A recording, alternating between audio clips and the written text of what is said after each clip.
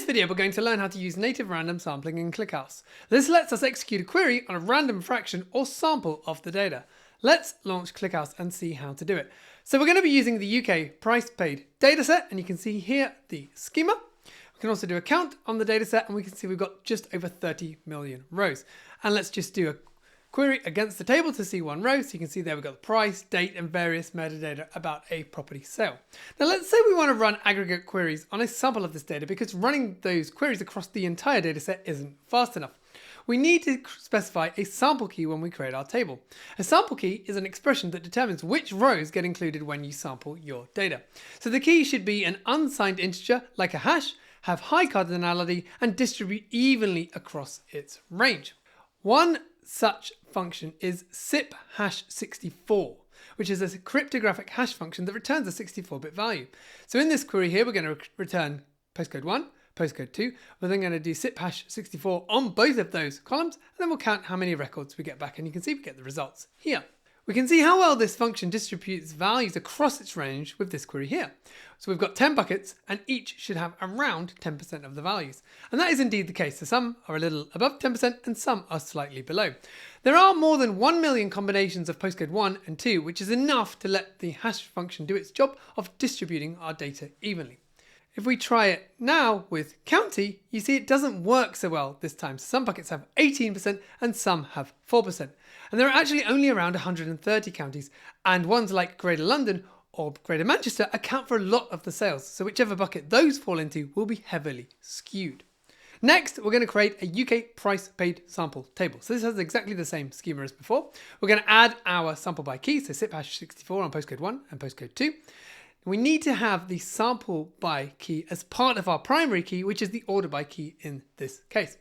Now where exactly it goes is a bit of a trade-off. We're going to put it first so that it will have the most impact on sampling.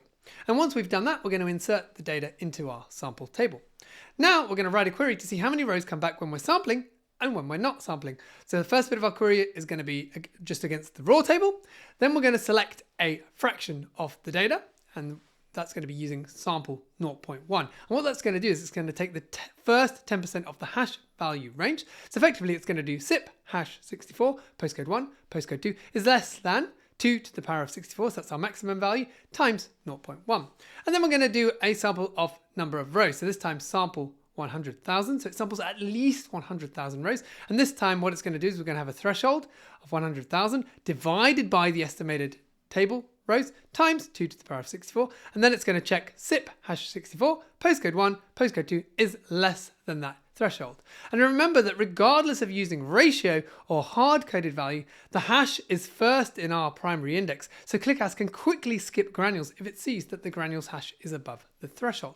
And if we run the query, we get back 30.45 million for the no sampling, 3.1 million for the 10%, and then 103,000 when we said I want at least 100,000.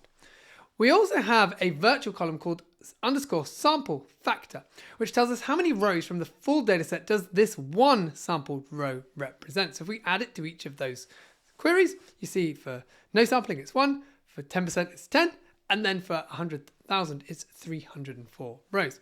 We can also sum on sample factor to get an estimated row count. So if we update our query and then run it, you see we get 30.45, that's with no sampling, 31 million with 10%, and 31.47 million when we've just taken 100,000. And then let's have a look to finish off the video, a more realistic query that we might want to run. So here we're saying for county, town, and type, and year, I want to sum the number of sales, get the average price, and then the median price as well. And then we're going to get just one by county and by town. And if we run that query with no sampling, you see it takes just under 700 milliseconds.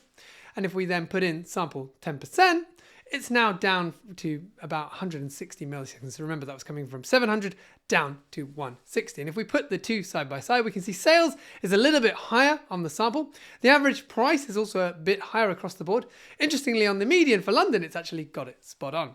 And if you want to see more videos on other cool ClickHouse features, you'll want to check out this playlist next.